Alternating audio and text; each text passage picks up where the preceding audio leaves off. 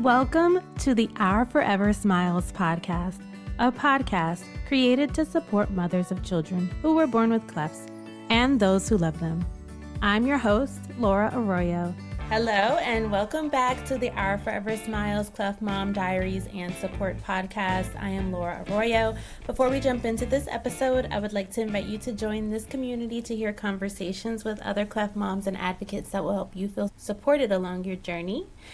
All I want you to do is click on the follow or subscribe button. We also have a Facebook group that's in the show notes that you can join. And it's just incredible to see us come together. We're a wonderful and strong community, so thank you so much for subscribing there. As a note, we are not medical doctors, and we do not intend for you to use the information that we share here as medical advice. We are parents and advocates who love our children, and we are sharing our own personal experiences. I have a special guest here today. Sara Breen lives in Chicago with her husband Mike and son Boomer, and let's not forget Bear the dog. She works full-time as an enablement program manager at a large tech company, and she's gone through the cleft journey with her son, who is now 2, and after 4 procedures, she is happy to talk about all things motherhood. Welcome, Sara. Yeah, thank you for having me. I'm excited to be here.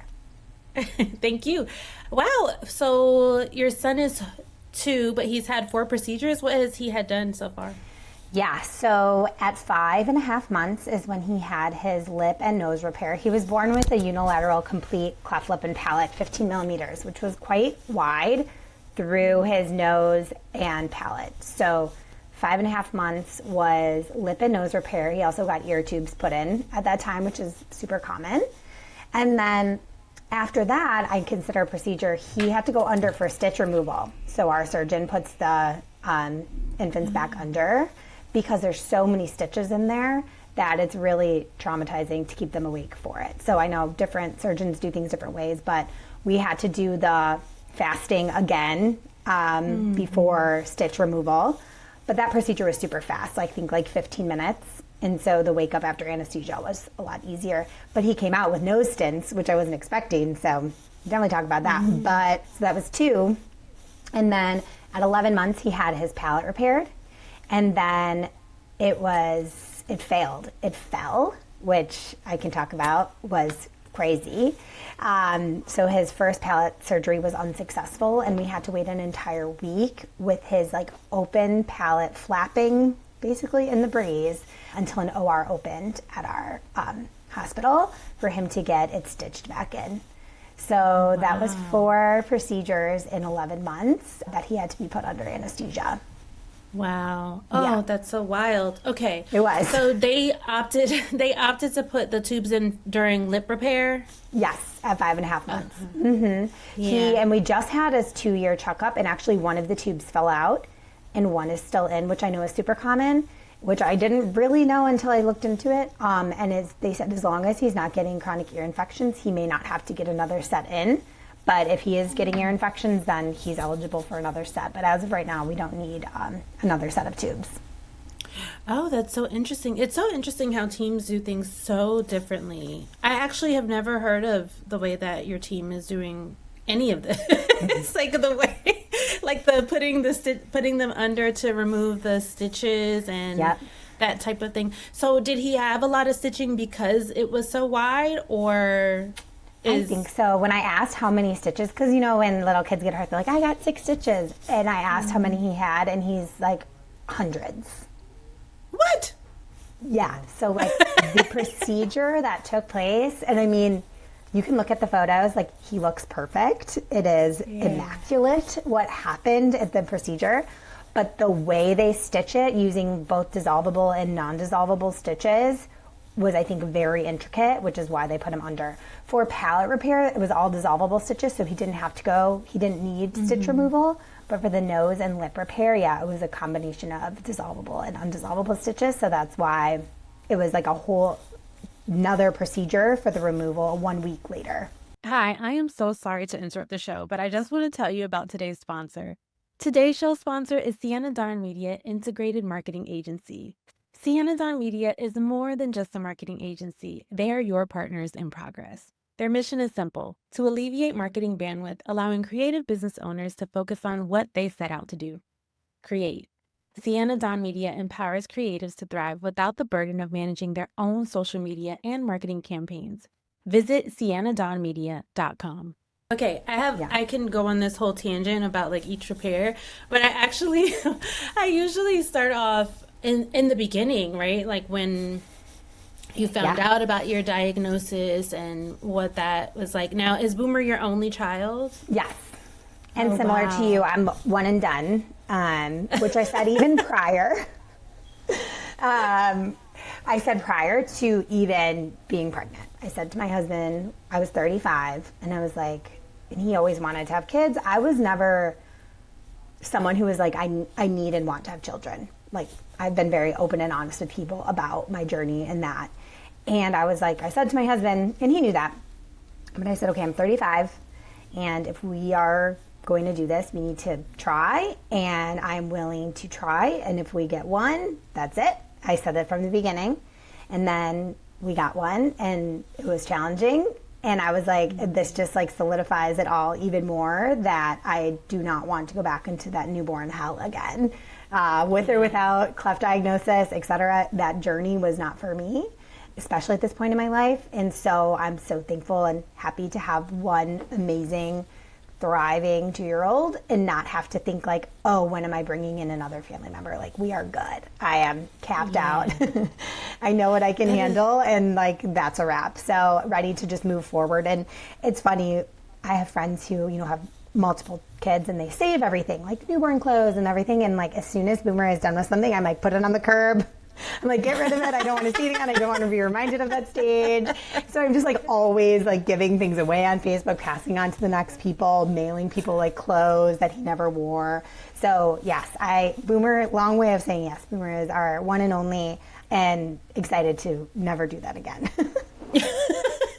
Yeah, oh my goodness, you sound like me. But I do like now, the one thing that I do have like feelings about sometimes that comes like back up, and they're not like, I don't harp on them, but I do feel like, oh, because she's my only, and she was, she's cleft affected, like I know that I wouldn't have had the same, quote unquote hell that I had. And so what is the, like, I'll never know what the standard motherhood. And and I heard you talk about that prior, and I have felt the same. I'm just like, oh, maybe it would be different. Or maybe I would enjoy it. Or maybe I would slow down a little bit and not want to fast forward the entire first year, which I pretty much did. And, I feel guilty saying that, but it's just the reality of what that first year was like for me, that I was like, I just want to be out of this time in my life.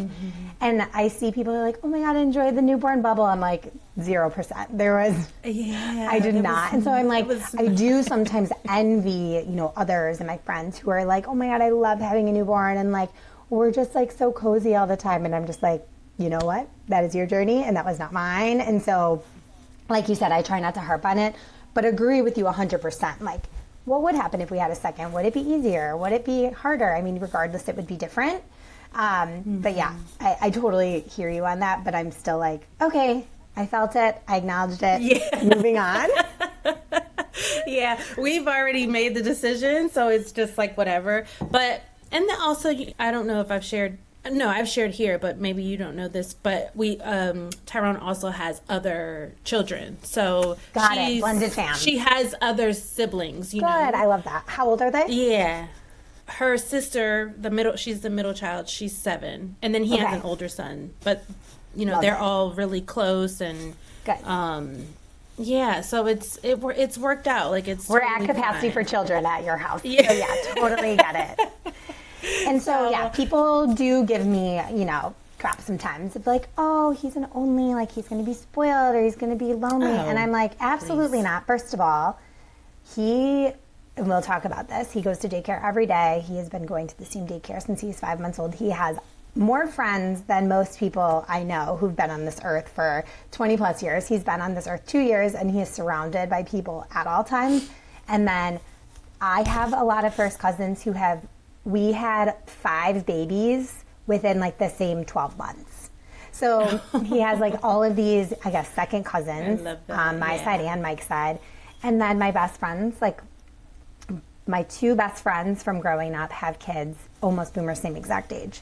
So I'm like, he is never lonely. He is never bored. He has me. He has Mike. He has Grandma. He is like everyone plus his huge village of friends his age. So I have no like hesitation that he will ever not be surrounded by friends and family. So I think that makes a huge difference of like being at peace with an only child. He's only, not lonely. I love that. Yeah. So put it on the bumper sticker. Just in thinking about like all like, so you had already gone into this knowing that this was going to be your only child. When did you find out about Boomer's cleft? And what was that experience like for you? Similar to most moms you've talked to, we found out at the anatomy scan, which I'm thankful for, though it puts kind of a shadow on the second half of your pregnancy because you're just like, what is the next, few months, years going to be like for me? So we found out at my regular doctor, went in for my 21-week.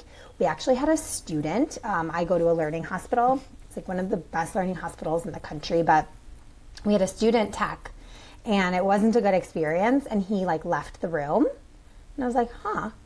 And my husband was like, something's wrong. I'm like, no, nothing's wrong. I like get all dressed and I'm just like sitting there and we're like waiting. And then like the attending comes in and she's like, your child has a cleft lip and palate. And I'm like, I think you have the wrong like pictures. Like, no. And she was like, it was very obvious. Like it was clear on the scan. And that's why the student had never seen it before. And so that's why he went out to get like the doctor to come talk to us or the attending tech or whatever. And so, I mean, we were completely shook. We had never met anyone with a cleft. We had nothing in our family. We just had no idea how to react. And so it was like a very, very sad, uncertain few months. And then like telling our friends and family and just like so awkward, like, what do you send it over text? Like, and then also it's like, hey, can I call you? And then you're like, by the way, and like, it was really hard, but everyone was, and I was like, I'm like, I don't even know if I can take care of a child, period, let alone a child who is going to have, extra needs and extra appointments, etc. And I'm like, what are we doing? And I was just like, and my support system is incredible. And everyone was like, you got this. Like, when have you ever failed at anything? When have you ever half-assed anything? Like, you got this. And like, the truth is I did, but I didn't feel like it at the time, obviously. And so that was like a 20-week and we went then to MFM, with like a 6-hour appointment where we had another ultrasound where they checked everything, then like brains, limbs, organs, etc. And I'm not sure if you talked about this, like anyone getting an amniocentesis. Yeah, some people. Yeah. So it was brought up that as an option, and they were like, if you want to do it, like we'll do it at that appointment. And so, and like obviously the risks are like wild, and I had talked to like a few folks about it, other moms who had different diagnoses, but option to get an amnio. And then after we talked to the doctor at MFM, she's like, everything looks really good. Like brain, organs, limbs, everything. She's like, so it's totally up to you if you want to do the amnio to find out like if there's anything else that, and I chose not to. I just felt like the risks outweighed, the benefits or whatever the case may be.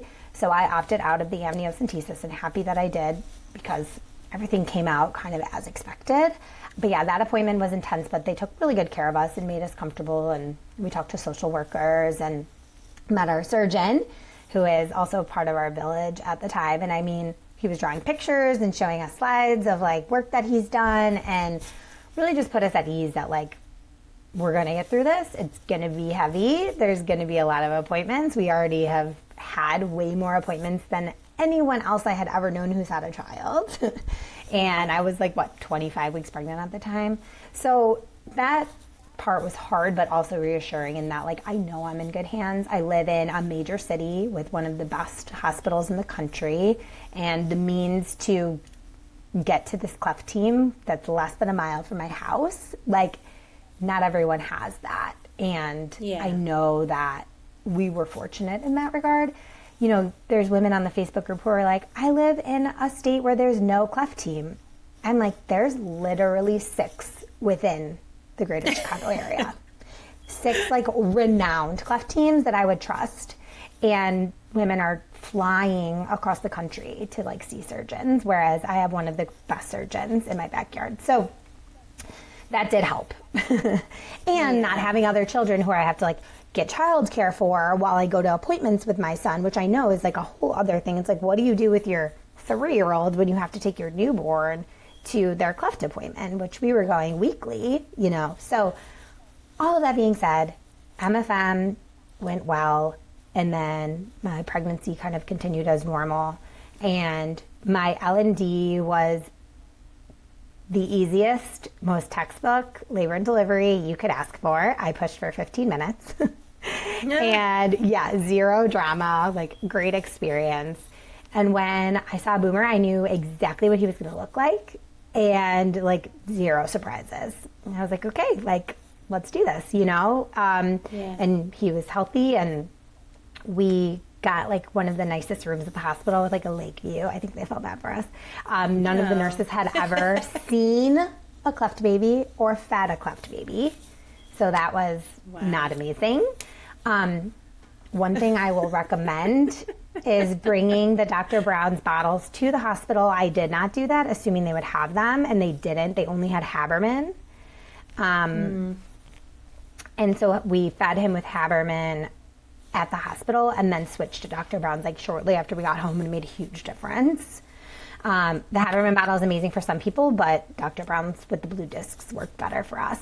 And we had them on hand. We just didn't bring them with us, which is funny because you bring so much stuff to the hospital and like of all the things not to bring. So moms, bring your Dr. Brown's bottles or ask what bottles they have on hand for feeding.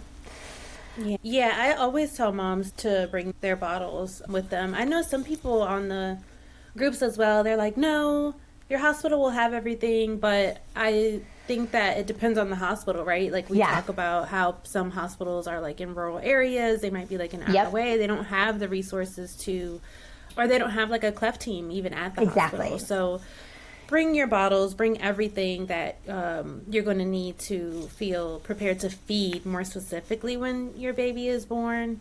I wanted to go back to your scans a little bit. Sure. So you mentioned the 15 millimeter measurement. So did they get that from that original scan, or did they get that from the MFM scan? They actually never gave me a number until he was born and went to the pediatric dentist, because they don't want to provide, because you know when they say like your baby's 8 pounds, like they don't actually know, everything's an estimate. So they were hesitant to give a number because we're like, how wide is it? How wide is it? And they're like, I think the word was like, it's substantial, like it's very visible on the scan, but they never gave me a number. The number came after, once he got measured for NOM. And so when people on the Facebook group are like, the doctor's saying my son's cleft is 6 millimeters, I want to be like, they don't actually know. Like, that's a guess. You know, but you don't want to say that to someone there. So, but my doctor said, and I'm like, that's great. Maybe it is 6. Like, that's a very, very good technology. I've always been curious about how they get the number and like what, because I feel like a lot of moms will come on the groups and say, my son's cleft is 15 millimeters. Does anybody have an ultrasound, or like, can I see them what they look like now? Yeah. And so I've always wondered like how accurate that is. And and just I don't think it's accurate until they get fitted for NOM, or if they get like a true measurement from like the cleft team. I don't think it can be 100% accurate in utero. Just like anything in utero, like just like the weight or the length of your baby, it's all mushy in there. It's all squished together. Like, I don't think an accurate measurement would be able to come out until like the baby's born. I'm sure they get close, and maybe sometimes they're right, but I usually don't share his ultrasound on the Facebook groups because it's so blurry. Some people's are like super clear. But I often share my before and afters with people to put them at ease, because he did have a wide cleft and he does look amazing now. So I just want to be like, so many moms at the beginning were like, it's going to be okay. And I didn't believe them. But now I'm that person that's like, it is going to be okay. Like, you're going to get there, you know? So, and similar to your story too, with your daughter, you know, and we're both kind of on that other side of palate repair to be like, days will get brighter, things will get better. But in terms of like going back to that measurement and like millimeters, it's so small that I just don't think it's accurate until a true like orthodontic measurement is done. Yeah. And so with the amnio, I know that a lot of moms are, well, some moms are encouraged to get it or it's recommended to them. And I actually have heard that the risks are less now because, you know, technology has improved. So that's good. But I think that you're right. After you do have all of these scans done and they're like, well, nothing's wrong here, then I feel like if I was in that position, I would also say like, okay, well then we don't really need to do that unless you see something like that I'm not. Yep. seeing. And all the other thing we did was all the DNA testing, and they did Downs, they did 22 deletion, which is common. They like were able to check a few of our genetic tests like a little bit deeper to just see anything DNA wise, if anything was flagged. We both did genetic testing. We weren't carriers for anything. So I think that helped too. So like we did a lot of DNA and genetic testing prior. We did all the scans, and that kind of solidified my reasoning for not getting the amnio.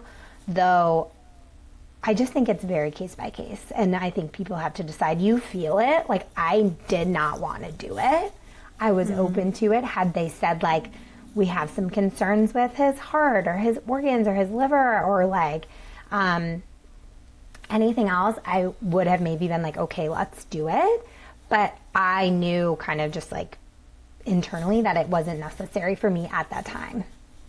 Yeah, I think people don't also realize that they can also refer you after. So after your baby is born, you can have genetic testing, which is what Giselle did. They obviously, because hers was a surprise, and so there was no suggestion of amnio because they didn't know anything. They didn't see anything, right? Great point. And so, yeah, they will definitely, I guess depending on the hospital, because I also have heard that people aren't offered genetic testing sometimes. So it really just varies. But what I always tell people is like, ask, push or challenge. Like if you feel like you need something, then just ask for it. I think people forget that they can, ask for what they need, or you heard of a certain scan or a treatment approach or question, just ask. Yeah, advocate for yourself. No one else will, right? So the worst that can happen is they say like, no, we don't do that, or no, we don't recommend that. But either way, you've kind of demonstrated that you're educated and that you want what's best for you and your family. So yes, advocating for yourself just at any and all medical appointments is super important. Yeah. And so you talked about your labor and delivery. Were you in labor for a few days and then you pushed for 15 minutes, or were you literally like, oh, I'm at the hospital and he just came out? Kind of like a middle ground there. So then I went about my day on Thursday. Friday, 3 a.m., I woke up and I was like having contractions. I was like, this baby's coming today. But I was like, I better go back to sleep, at least try to, because it's going to be a long day. So I try to go back to sleep, like 6:45. I wake up my husband and I'm like, hey, like, I'm definitely having contractions, like for sure in labor, but like we're not going anywhere yet. He puts his shoes on. He's like standing at the door with the keys. I'm like, no. Because I know once you go and you are hooked up to that stuff, you are stuck in that bed, and like that is not what I was shooting for. So I was like, nope, the doctor opens at 8. I'm going to call then. So 8 a.m. comes, I call, and she's like, how far apart are your contractions? I'm like, probably like 15 minutes. She's like, how severe are they? I'm like, they're severe when they're severe, but they're like not when they're not. Like, I'm fine. I log on for work. She's like, okay, call me when they're 5 minutes apart. I'm like, cool. I'm like texting my friends and like, I'm in labor, and they're like, you need to like go to the hospital. And I'm like, I'm going, but just like not yet. Because a lot of people recommend laboring at home for as long as you can. Because again, like, let's go to the hospital for 3+ days. Like, stay home as long as you can. Everyone says like, shower, eat something, like, tidy up. So I did all those things. I'm on a call for work. It was like right about this time, like 10:30, 11. I like turn off my camera. I'm like, fetal position in pain. And then I finally start throwing up. And I'm like, okay, we gotta go. So we get to the hospital at like noon, and I was screaming, writhing in pain. And they like pulled me back into triage. And then they're like, okay, you're definitely contracting. You're a few centimeters dilated. Like, do you agree to like Pitocin and like other things to kind of like speed this up? And I'm like, yes. I'm like, okay, we're going to admit you. So they like push me in a wheelchair up to L&D, and I get my epidural probably at like 3. So I've now been in labor like 12 hours, and then don't feel anything, feel great, eat my ice chips, you know, etc. And then at like, how many centimeters were you? Good question. I think when I got to triage, I was like 4, and then after the epidural, I was like, and the Pitocin, I like jumped up to 6. See, they would not admit me. So what you were saying is true. Like, you should labor as long as you can at home. However, yeah, I mean, for that reason. Pending like, your location to the hospital. Remember, I'm 1 mile from my hospital. Yes. So, like, different situation depending on where you live. Yeah, so I was 45 minutes from the hospital, so I'm like, I don't want to get stuck in a car, like, you know, but yeah. But also, what they did they would not admit me unless I was 5 centimeters. Yeah. And so I was like, oh my goodness. And I was, so what do you do, hang out in the waiting room? Yeah. I wanted to, but like, I had been in labor for about like 3 days, so what we did was, my God. we got a hotel room, because I kept going back, and like they wouldn't take me, and it got like, I'm gonna sit right here and have this baby and scream. Yes, it got to the point where I called my midwife, and I was like, this is torture. Yeah. You all this is cruel. And she's like, Laura, just come in. Yeah. And you know, by that time I was when they finally took me in, I was 8 centimeters. Oh my God. Yeah. Yes. Yeah, no. I think because of my like measurable contractions, like they hooked me up, and like because like dilation isn't like the only thing that indicates pregnancy, or you know what I mean? Like there's a lot of factors that indicates labor, whatever. But yes, I think because I said like, yeah, I would agree to like the Pitocin to like speed it up, because they don't want you like up. This is bad, but like taking a bed if you're not like about to deliver, whereas like, out. yeah, exactly. They're like, no. So I said, yes, they blah, blah, blah. They admit me, I get my epidural like around 2. And then just like hang out. It's March Madness, so we're watching basketball. And at like 8, a midwife comes in who I've actually never met. So again, big teaching hospital. The team that you have is like, the doctor that you have is very much likely not the person who's going to deliver your baby. And you know that going into this when you go to these large hospitals. I had never met anyone that I talked to that day. And they were all amazing. And the midwife comes in and she's like, oh my God, yeah, you're good. You're 10 centimeters. Let's do some practice. And she's like, I'll page the doctor. I did a few practice. She's like, this baby's coming. She's like, give me like 2 more pushes. And she's like, Dad, grab a leg. I pushed like, 3 times, and there he was. So it was like, yeah, like a longish journey, but like not, because my actual time spent like in L&D was pretty short. Yeah, no, and that's great. I know. I love that. And that's what everyone asks me. People are like, I'm so afraid to give birth. I'm like, let me tell you, that was the easiest part. Like, I know everyone has different stories. Yeah. I'm like, no, that was the easiest part. I'm like, the hard part is when they're like, here's your baby, bye. Then you're on your own. I'm like, don't worry about birth. I was like, I remember pushing and being like, I can't do this. And like everybody just looking at me like, and I'm like, who am I kidding? Like I don't have a choice. Yeah. I'm so competitive. I was like, is the girl next to me pushing yet? She's like, no, you're beating her. I'm like, okay, cool. And she's like, literally no one's ever asked me that before. And then while I was pushing, I think like it wasn't working right away. And then like they kept giving me cues and like, tell me different things to do. I was like, give me different like adjectives to like describe what I'm doing, and then like a few things clicked and it worked. So I was just very much like, coach me on this, and like they did, and it worked.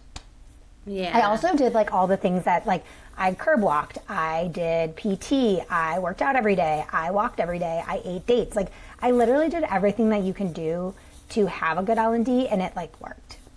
Yeah. So when people are like, did you do XYZ and did it work? I'm like, yes and yes. So like that's the advice I give people. I'm like, I can't really give you a lot of advice on motherhood, but I can give you advice on like an easy pregnancy and L&D. Yeah, that way they always tell people to like continue to stay mobile, like and as flexible as you can. And so just thinking back at that day or when he was born, I know that you mentioned he looked exactly like you had imagined him to look. What was that moment like for you, just seeing him? Yeah, I just, like, the first thing he did was, like, looked at his nose and his mouth, and I was like, okay, like, this is what I was expecting, based on, you know, photos and research and just, like, everything. And it was kind of just like, okay, we did it. Like, we got to this point, but I was very much like, okay, like, the next chapter begins. Like, how do I feed this kid? How do I, like, keep him alive? How do I, like, make him comfortable? And, like, the feeding journey was hard for 12 months, and it started that moment, you know? Like, and I think that was, like, always my biggest focus, and it still is. Like, he's 2 years old. I'm like, you need to eat. You need to eat to be big and strong, because, like, we had such struggles, like, feeding him when he was young. And so, like, that is kind of, I would say that, like, overshadowed, like, the newborn bliss. Or, like, oh my God, like, everyone's like, I was obsessed immediately. Like, that was not really what my brain did. Yeah. I was worried. My brain went into, like, worry. Like, I was worried immediately. Like, I just, like, like, the anxiety started. It has, like, subsided a little, but, like, no, it wasn't like, oh, we had this beautiful, like, newborn bliss experience. Like, that never happened for me. Yeah. And I'm not, like, afraid to admit it. And I think more people go through that, but they, like, say, like, oh, I should be enjoying this. I should be enjoying this. And, like, I loved him and I couldn't wait to take care of him, but I was concerned from day one. Yeah. Yeah, for sure. And I really, like, you know about my experience as well, and I've shared that openly. Like, that's actually one of my biggest regrets is not enjoying that time. But I always say, like, now Giselle, she's almost 3. She'll be 3 in August. Oh, okay. And and so she's, like, so creative and just, like, funny, and she's silly. She's got, like, a great sense of humor. She's so cute. Like, you know, obviously I'm biased, but yeah, these are my favorite times, and so I'm grateful for the times that I've had. Exactly. Now. Yeah. And everyone talks about terrible twos, and I'm like, you know what? I'm calling it terrific twos because I've had my terribleness, and I, like, lived in it. Nothing is more terrible. I'm like, no, this is good. This is, like, fun. We communicate. We dance. We sing. We play. We read. Like, none of that took place in the first, 10 months or whatever. And so being on this side of it for me is, like, my joy and, like, my bubble, because I didn't have it prior. And to your point, like, everyone's journey is different, and we have to be, like, okay with it and just acknowledge, like, this is where we are now. Yeah. You talk about the nurses not, like, ever seeing a cleft affected child before baby. So how did that work in terms of feeding? Like, who taught you in that moment what to do? So it was actually pretty interesting, and I just remember this now, is that they had just had a class on the Haberman bottle. So like the nurses were like, we just learned how to use this, and so they were educated on it but had never done it with, like, a real baby. Yeah. And again, an amazing training hospital. The nursing staff was outstanding, but just the group. It was also the weekend crew because he was born on a Friday. So the weekends was, like, the same people. We had 2 nurses, like, rotate. And so it's not like there was, like, a pool of 30 nurses to, like, pick from. We just had kind of the crew that we were getting, and those 2 specifically had never, fed a cleft affected child. But everyone was, like, super game to learn. And we kind of just, like, learned together. And I had a really good lactation consultant come in, and she didn't even, like, mention breastfeeding, basically, because she knew his cleft palate and lip, and she was like, we're going to get you really good at pumping. And she, like, brought the hospital grade pump over, taught me how to use it. I pumped out, like, all my colostrum into syringes, and that's what he ate in the hospital, plus formula. And it, like, worked out. Like, we were discharged in, like, 24 hours. Like, no shenanigans. Like, he slept in the nursery. We tried to sleep, and then they would bring him in at 6 a.m. We would, like, practice feeding him, and they were like, you guys are good to go. You got this. We did not got this, but, like, they needed the bed. I'm like, okay, thanks. So, yeah, we just kind of like all figured it out together. We actually watched some YouTubes on the Haberman bottle while we were there with the nurses, and we all just kind of like figured it out. And then once we got home, we're like, we're over this thing. You have to like squeeze it and turn it, and it's like very kind of like funky. And so I'm like, let's just try to switch to Dr. Brown's. And once we did, we're like, this is much, much easier. Yeah. And I exclusively pumped for like 4 months. And that's, you know, a journey in and of itself, a conversation for another day. I was so happy to be done with that. And then switched fully to formula. And that, I'm glad I did it. You know, I'm proud of that and happy I was able to give him, you know, as much as I could, but was also very happy to get him on formula and had a really good network around me of people who also wanted to feed him. Plus he went to daycare. So I had to kind of switch him to formula full time anyway. When did you decide to go back to work? Did you do like, since you're here in the United States, is it 12 weeks, right? So again, I work for like a large tech company that competes with, you know, the Googles, Amazons, Facebooks of the world. So I got 6 months off, fully paid. Oh, yay. That's great. Pretty cool. Yep. Did you take all 6 months? Oh my gosh, yes, for sure. So I was able to be home with him that entire time and through his first procedure. Oh, wow. Oh, that's phenomenal. Okay. Yep. Because I thought you were going to say the opposite. I thought you were going to say, I work for this big tech company. They really need me. I was back in for 6 weeks, like the first 6 weeks. That the is company amazing. I work for is one of the best places to work for parents because of that. Even dads get 18 weeks off. And then if you adopt, same, you get 18 weeks off. And then if you are the person who gives birth, you get an additional chunk of time. So I got a full 25 weeks off. Fully paid, wow. 100%. Yep. That's wonderful. So you didn't really necessarily have that stress of having to return back to work until after those 6 months, which I feel like 6 months is a good point. Like it's a small turning point where you kind of start feeling like, all right, like I see You're what spot on. this, what this like is, and like you have a little bit of a groove, but you're not fully there yet. And so how was it, I guess, preparing yourself to take him? Did he have like a caregiver, or did you bring him into daycare? Yep, so I brought him into daycare. So again, big city. He had been on the wait list for daycare since November of the prior year. And so there's really long waiting lists here for the good daycares. So I knew that and knew that he would go to full-time daycare, again, just like prior to even being pregnant. And so in November of 2022, we toured a couple and we chose one and we put him on the waiting list to go in after Labor Day. So he was almost for 1 year, like on the waiting list. But they guaranteed me a spot. So I knew like before he was born that he would go there. And then they do like an orientation. So you meet the teachers, they meet your son, they ask about his sleeping schedule, feeding schedule, etc. And I had to explain, his palate was still open when he started daycare. But he had the nose and lip repair and was recovered from that. You know, the stitches were out. And so I had to kind of explain all that. They had never had a cleft affected baby in the infant room before.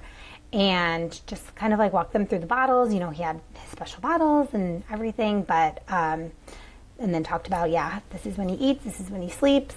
These are kind of his little quirks. And they're like, great, we're excited to have him. Like no hesitation, no fear on their end, no special anything, regardless of his diagnosis. They loved him just like every other kid in the class. And so, we dropped him off like his first day. And there was definitely a transitional period for him and the teachers and just like getting to know each other. You know, like dropping your kid off with someone that doesn't know your kid is like a little stressful, but they definitely like taught me a lot. They were like, this is what we noticed about his patterns. This is what he likes. This is what he doesn't like. And like, this is how he reacts to this and that. And like things that I wouldn't have known if he's just like home with me or home with someone else. Like he was in the world with other people. Yeah. And so that was really great.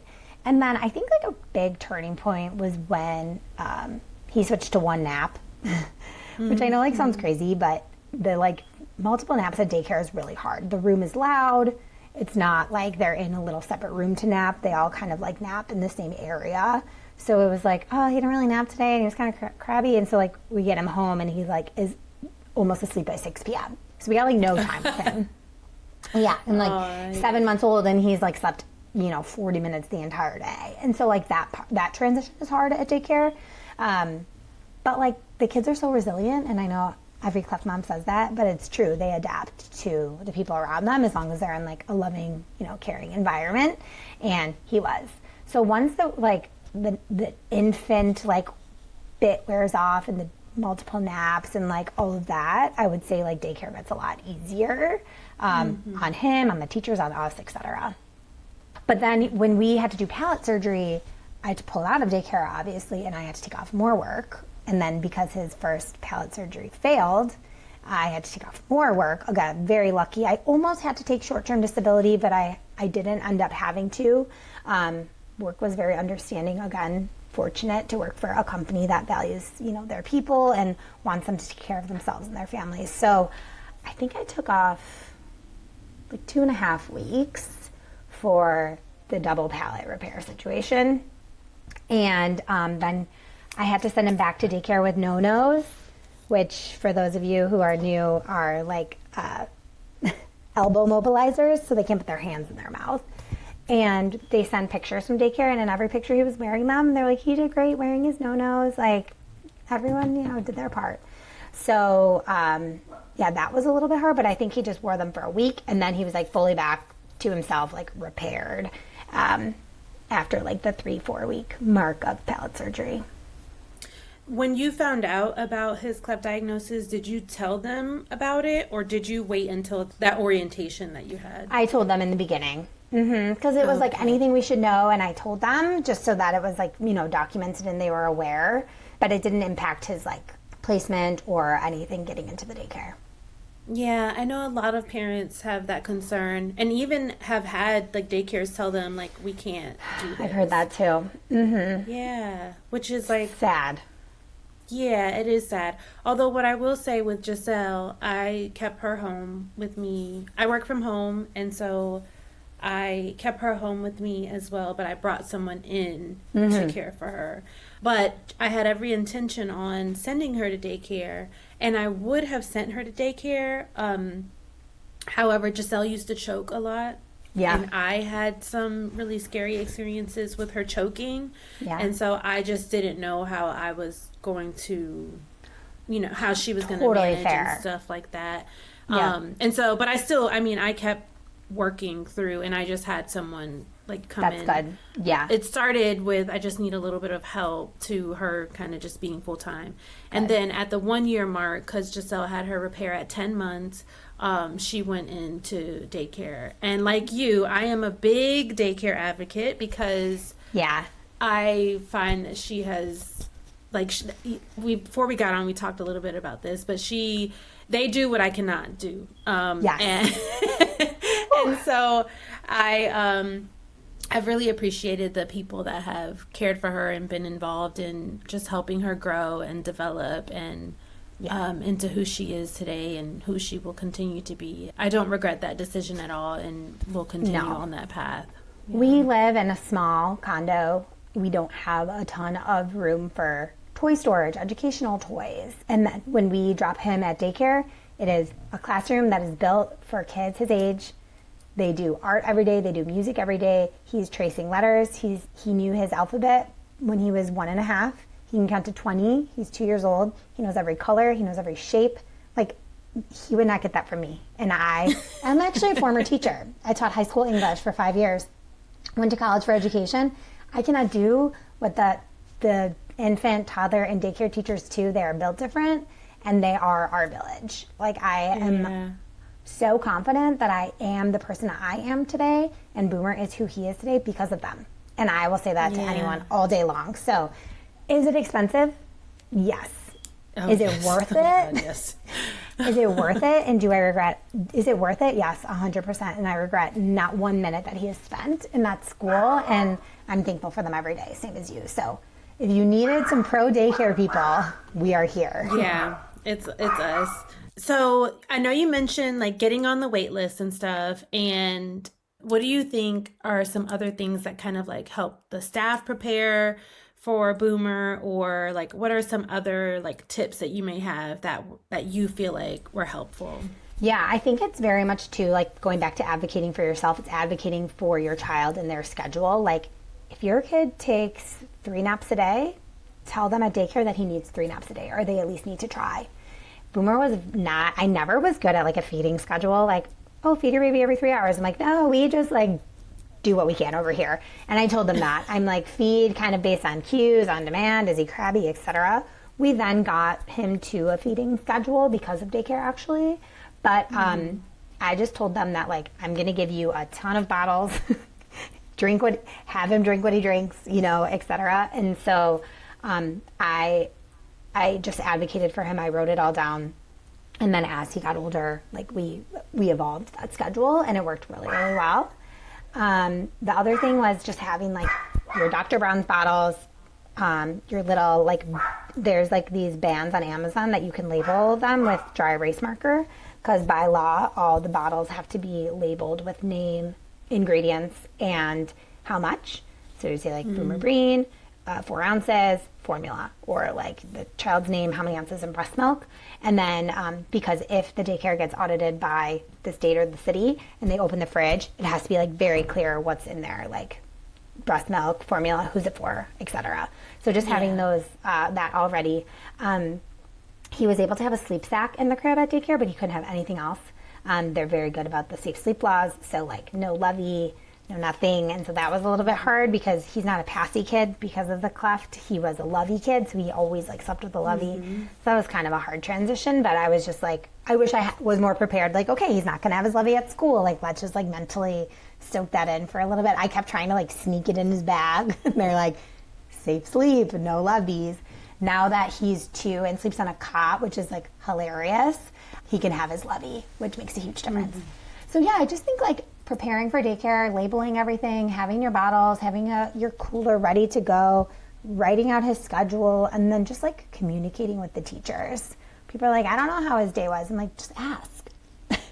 They like want to talk about it. You know what I mean? And they are 100% part of your team. It is not us versus them. It's like us with them to like make our child like into the best child that he can be. So yeah, advocate for yourself, be organized, have a schedule, and then be willing to learn from his teachers who are with him.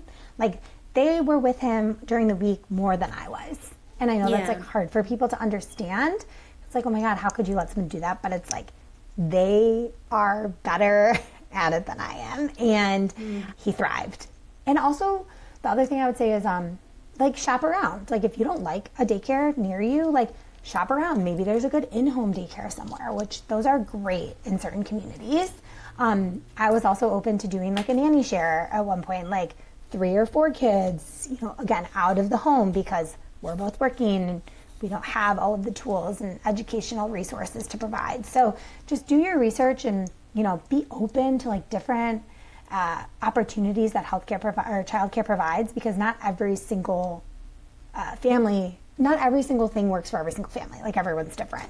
And this is what worked for us. And, you know, your situation, like you just said, I brought someone in my home. Like just being open to different situations to get you through the day is, you know, what I would recommend to people. Yeah, for sure. I think that that's really helpful. I actually wrote them down so that we can create like a post on that, because so many people have asked about that. Like they've asked, like they feel intimidated about, you know, they had the plan to return to work and then they get this news that they're going to have a baby with a cleft, and they're like, you know, we have all these surgeries that we're going to have to prepare for, and is the daycare now going to have an issue with this? And I think that any daycare that would have an issue with it, you probably shouldn't be there anyway. Like, you know, it's like one of those things. Totally. And I know, so for example, you were able to wait those 6 months so he was there after that initial repair. And I can see how a team would be intimidated by, like, you know, seeing like the cleft lip and just having that so open. But I think just talking to them and reassuring them, and also almost kind of like doing like a training with them to help them feel I did help them like feed. Yeah, we did like I showed them like some positions to have him, and like I made sure they had a good chair in there. Because like some kids would just like take their bottle in the boppy, and like he wasn't there yet. he eventually did. But yeah, just like the journey of like getting there, and they were willing to learn. And to your point, if they're not, then they maybe aren't as nurturing as someone that you want around your child. I think him having to go there at 12 weeks would have been a different story. And I very much want to acknowledge that sending a 12-week-old to daycare is a lot different than sending a 6-month-old. It is harder. They haven't gone through that sleep regression. You haven't been able to like sleep train them. Like they are very attached. Whereas at 6 months, like I felt very good about where he was as just like an infant. So that's something that would be interesting to talk to someone about who sent their child prior to lip and or nose repair.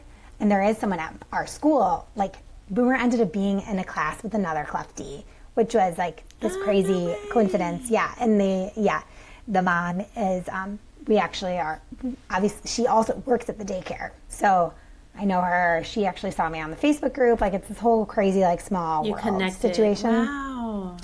Yeah, and she was like, when I saw Boomer and how well he was doing, like I knew Elias was going to be okay.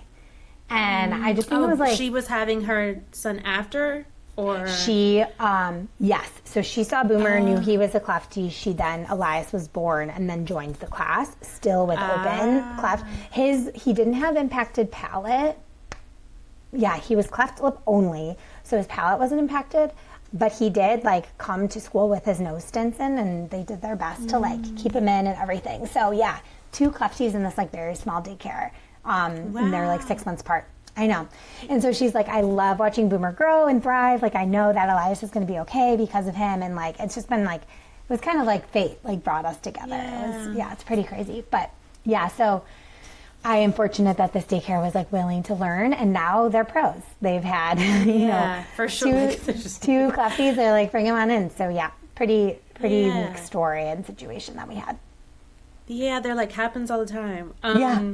But yeah, okay. So the one thing, people will kill me if I don't ask you more about this. But you mentioned about having to have 2 palate repairs, and I know like you mentioned. I can't remember if we had already started recording or this was like in our pre-talk, but that his palate after his repair, it had sunk down. And I've seen these images in the Facebook groups, and I'm it might have been me. I've seen these images in the Facebook groups, but then I've also seen people they're just like, oh, the surgeon said don't worry about it, like it will reattach, and it has. Have you heard that? Yeah, I have, and that was not the situation here. So okay, yeah, talk to us about that. So basically, it was early. So he had his surgery on I think a Friday, and by Monday morning, I was like, this does not look right. This looks weird, and it looks exactly like you would imagine. Imagine a hole in the roof of your mouth and a flap in the wind. Like fully detached, not a fistula, not a little hole. And he couldn't really eat. He was crying out. And I was like, something is wrong. And finally he like cried out big, and I got a picture of it. And the surgeon had given me his cell phone number. Okay, also, God, I have to tell you guys this. So there was a huge breach at our hospital, and everything was paper charts.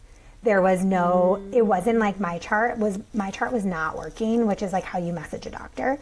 So because of that, he had given us his personal cell phone number. Mind you, he has been a pediatric plastic surgeon for like 40 years. Like we were not his first patient. Yeah. And I texted him, and he was like, oh, we have to stitch that. We have to fix that. Like that. I've never seen it before. I've heard of it happening, but I've never seen it before. I'm like, of course this is my child. Special in every way. And so he calls me, and I send him more pictures, and he's like, okay, I'm calling the OR, and they're like, we can't get you until Friday. So palate surgery Friday, find out it fell Monday, no open beds or surgeries until Friday. So it was 5 days of his palate just flapping in the breeze. And I'm like, is this going to fall out and choke him? Because I don't know if everyone knows, but palate surgery, they take the tissue from their cheeks and basically make a roof of the mouth, and your body like accepts it. And so I think that's probably why sometimes things reconnect, because the body's like, oh, this is like a wound that's closing almost. But that just did not happen. His was rejected. And so had to do the fasting again. So for those who don't know, you have to fast because they go under anesthesia and they don't want them to choke or like spit up. So you have to do, like the last battle was like at midnight. Luckily we were able to go in by like 6 or 7 a.m. And it was a super short surgery, re-stitched back in and then like healed. It just looked so different. I could tell immediately. I was like, this is right. It was not right the first time. And he admitted it. He was like, I've never seen this before. And he's like, couldn't tell you what I did differently or what, like why it happened. But was able to. And again, being a mile away from this amazing surgeon, like imagine being in a state without a cleft team. Like, what would you do? So all these things happen for a reason. And he's doing great. He's thriving. His palate looks immaculate. It's actually unbelievable, the before and afters. But yeah, that's what happened. Just a super like freak, unfortunate situation that is super rare. But yeah, it's all good now. Yeah. Well, that I'm grateful that it's all been repaired and all that. Like, how were you able to feed him that week? Were you just like syringe? So, did you go to syringe? Yeah. We syringe and then like open cup and then like a lot of like applesauce pouches. Just like, oh, I would have been so mess. Nervous. It was horrible. Was it bleeding? And like, no, it was so weird because it wasn't like part of his body, you know, like there was no blood attached. It was wild. That was a really hard month. So after palate surgery for us was harder than lip and nose repair. He had really, really bad night terrors for pretty much the whole month of March, where we were just up with him for like 2-3 hours in the night, just like screaming. I would say, so the first surgery I remember was Leap Day, the 29th. Second surgery was March 8th. And then I would say by April, so like a year ago now, things were like, okay.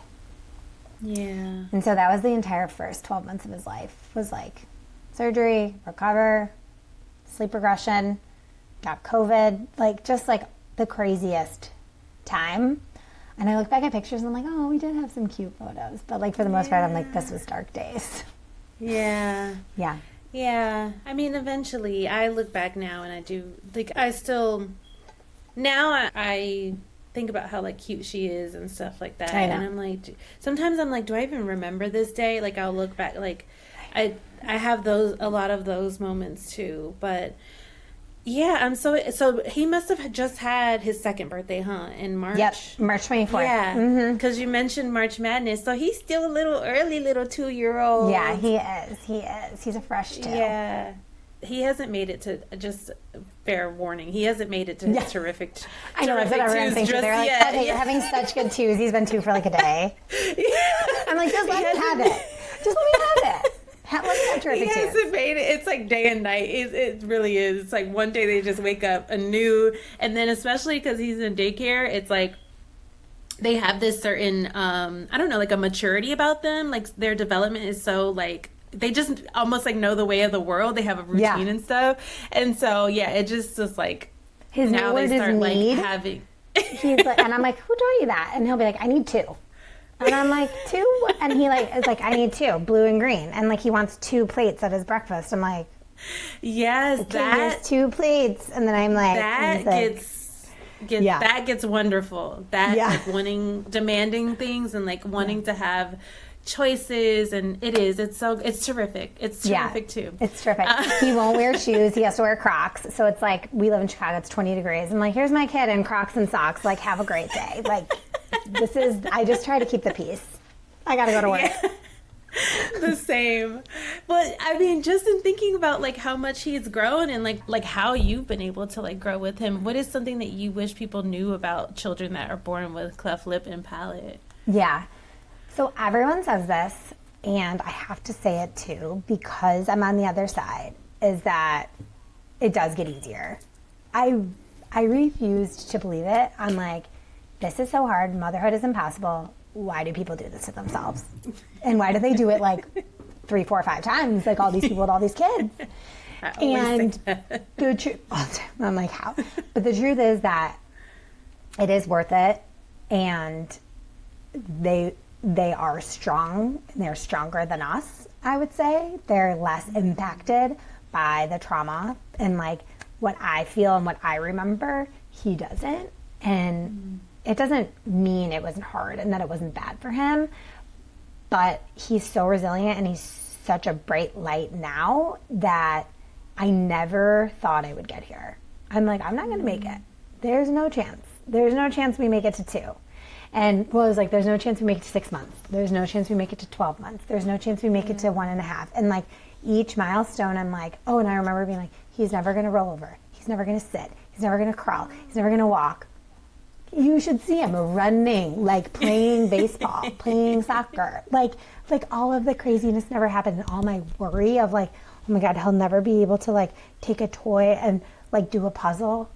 Like, what was I thinking? Of course he can. And all my friends were like, Sarah, he's 2 months old. He'll be able to do a puzzle. When he's able to do a puzzle, I'm like, he's never going to be able to do anything. And so, like, if you're like me and you are concerned about milestones, just know that they will accomplish them and they will surprise you and they will get there. And so will you. And that's, I truly feel like I'm allowed to say that as a mother because of everything we went through and because I have just like this little piece of living proof that it is all going to be okay. Yeah. And what do you think this has all taught you, like, about yourself or just about life? It's definitely taught me that you're never alone. When I joined the community of the Facebook group and then I did post on Instagram before Boomer was born, just like kind of, I'm pretty like open book on social media. And so I was just like, because I didn't want people to be like, holy crap, like what's wrong with this kid? So I like posted a whole thing before he was born. And then I donated, for my birthday, which was March 18th, I did a fundraiser for Face the Future Foundation, which is a charity here in Chicago that donates money to children who can't afford cleft surgeries. So I raised like $3,000 prior to Boomer being born. Wow. Yeah. So I was like, you know, in light of all of this, like my son's gonna be born cleft affected. I'm gonna be donating to this, like everyone basically like get ready. And so once I posted that, a ton of people reached out. Hey, my cousin was born like this, or hey, my friend would love to talk to you. And I have people reach out to me all the time. Like I just had my ultrasound, etc. And so I just thought that I'm the only person who's ever going to experience anything like this in my life. And it's like, that is so not true. People experience this plus that, this and that. Like, and people are very much willing to talk about it and want to be a part of the community. And so for me, I'm like, if I don't put myself out there and I don't help others, like, what's the point? Like, why was I given this gift of a cleft affected child? It's like, no, my job and yours too is to like reach out to others and let them know it's going to be okay and like make an impact and touch as many families as we can. And so I think that's what I've learned. And my husband makes fun of me and he's like, Cleft mom, you know, like, way to put yourself out there.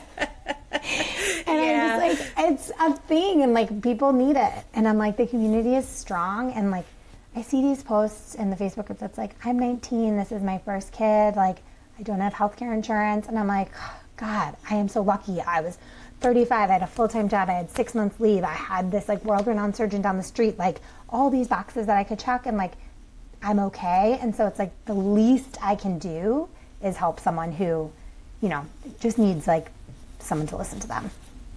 Yeah, I have a similar way of being that you have as well. Like I'm career focused. I've always like, the more that I think about it, it's like I was all focused on what my goals are and what I wanted to do in life, and like, you know, children and things were always like kind of like secondary. They're good, they're great, but like, you know, it wasn't something that I was thinking about. And I've always been super focused on like women empowerment and women in professional development. Like that's always been my thing.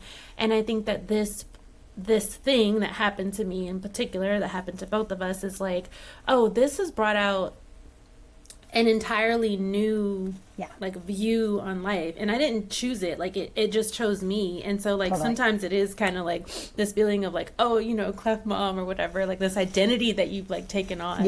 And my fiance as well, like he's so proud of me, of course, like of all the things I've been able to accomplish, and just you know, the families that we're reaching every day. But it makes me almost like I have like chills just thinking about like, had this happened to me maybe 5 or 7 years ago, right? Like, I don't know how I would have been able to afford surgery. Like, I don't know like where I would be mentally, or if I would have been able to. You see these 19-year-olds that are on like in rural areas that are like, what do I do? How do I even feed a baby? Or like, I don't have resources or access. And I think about that, and I think about those people when creating this, and it's like, those are the people, right, that I want to reassure, or that I want to kind of learn. Or that to know that you're not alone. And so I'll be cheesy for that. Like, I know. I'm like, I'll take that badge. And you know, people are like, I love seeing pictures of Boomer, like, and it's so I helpful. appreciate your support and you know, and I'm just like, I will keep sharing until people stop caring. You know what I mean? Like, I'm happy to like have my journey be public and help as many people as I can. And I've told the hospital, like, if anyone ever needs to reach out to a mom who's been through it, like, have them call me. And so I'm just, you know, happy to be a resource as someone who's been through it and is on the other side and can say, like, you got this, to both the mother, the caregiver in general, and to the child. And like, as Boomer runs around and like kicks a soccer ball, I'm like, see, like, he looked exactly like your kid. And totally fine. Yeah, he's totally fine. Well, thank you so much, Sarah, for being on the podcast today. It was wonderful. And thank you all for listening to the Our Forever Smiles, Cleft Mom Diaries and Support podcast. Be sure to subscribe and submit a review of the podcast wherever you listen. I hope that you've enjoyed this audio experience. Maybe you cried a little, laughed a little, but more importantly, I hope that you feel a little piece of reassurance and even joy in your journey. Talk to you next week. Hey everyone, it's Laura here. I'm popping in today because I need your help. If Our Forever Smiles has ever helped you, if you've learned something new, felt less alone, or found hope through this podcast, then I'm asking you to help keep it going. Creating this podcast, sharing stories, and building a space where Cleft families feel seen and supported is something that I pour my heart into. But the truth is, I cannot do it alone. If we want to reach more families and provide even more resources, we need your support. So I thought of a creative way to do this. For just $2 a month, you can help ensure this podcast keeps going strong. For $5 a month, you'll unlock exclusive Moms in Real Life content, real unfiltered conversations about motherhood and career and everything in between. And then for $10 a month, you can get everything plus exclusive merch to show your support. If this podcast has helped you and you want to see it grow to help other families that are probably facing the very same challenges that you are facing right now, please consider supporting us today. Every dollar goes toward making a difference for Cleft families just like yours. And right now we'll be using the funds to elevate the show for production. So we'll be able to add more video and just get new equipment. And as soon as this community is established and we're able to do more, we definitely plan to go beyond the scope of just this community. We want to be able to support scholarships for new craniofacial surgeons. We want to be able to support global surgeries and just really spread our efforts to continue to make an impact in our community. I just want to thank you in advance, and I'm just so grateful that you all are able to support me and support this community here. And it's definitely something that I'm really looking forward to. The link is in the show notes. And I just want to do a shameless plug here. The Moms in Real Life podcast is so cool, so candid. And yeah, it's definitely something that you'll want to check out. Thank you all again.